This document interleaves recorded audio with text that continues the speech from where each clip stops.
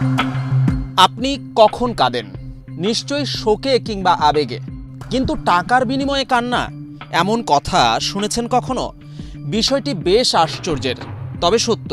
পৃথিবীতে এমন একটি সম্প্রদায়ের মানুষ রয়েছে যারা টাকার বিনিময়ে অন্যের কষ্টে কাঁদেন। শুধু কাঁদেনই না, কাঁদতে কাঁদতে বুক চাপড়ান, এমনকি গড়াগড়িও দেন।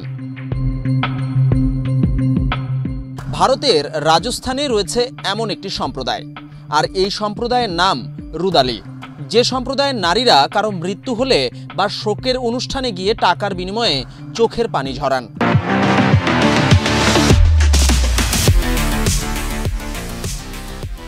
টাকার বিনিময়ে কান্না এই সম্প্রদায়ের নারীরা পেশা হিসেবে বেছে নিয়েছেন, যদিও এই পেশার প্রচলন বর্তমানে বিলুপ্তির পথে। বিশেষ করে আধুনিক সমাজে শহরাঞ্চলে অনেকাংশই এই ধরনের শোক প্রকাশ অপ্রচলিত হয়ে গেছে। রুদালির আক্ষরিক অর্থ কান্নারত নারী। এই সম্প্রদায়ের নারীরা সমাজের উচ্চ বর্গের কেউ মারা গেলে তারা তার বাড়িতে গিয়ে বিলাপ করেন, বুক চাপড়ান, চোখের জল ফেলেন। মূলত এটি তাদের পেশাগত কাজ, তবে এর বাইরেও এটি এই সম্প্রদায়ের সামাজিক রীতি বা প্রথাও বটে। রুদালি সম্প্রদায়ের নারীদের এই পেশা অনেক প্রাচীন বলে জানা যায়, তবে এই পেশার উৎপত্তি ঠিক কবে তা নিয়ে লিখিত কোনো প্রমাণ না থাকলেও গবেষকরা মনে করেন এই প্রথা গড়ে উঠেছিল রাজস্থান ও পশ্চিম ভারতের গ্রামীণ এলাকার ঠাকুর বা রাজপুত সমাজে। ঠাকুর বা রাজপুত সমাজের পুরুষদের আবেগ প্রকাশকে দুর্বলতা বলে ধরা হতো, ফলে তাদের পরিবারের কারো মৃত্যু হলে তারা কান্না পর্যন্ত করতেন না।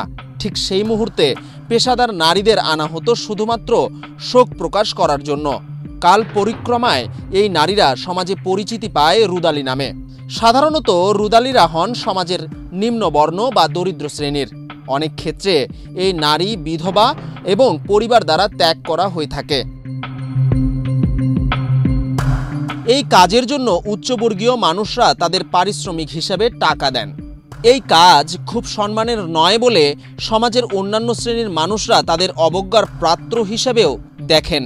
এই সম্প্রদায়ের মানুষদের নিয়ে 1993 সালে রুদালি নামে একটি সিনেমাও নির্মিত হয়েছে।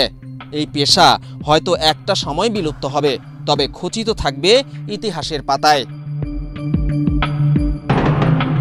বিজন কুমার, ডেস্ক রিপোর্ট, বাংলাদেশ প্রতিদিন।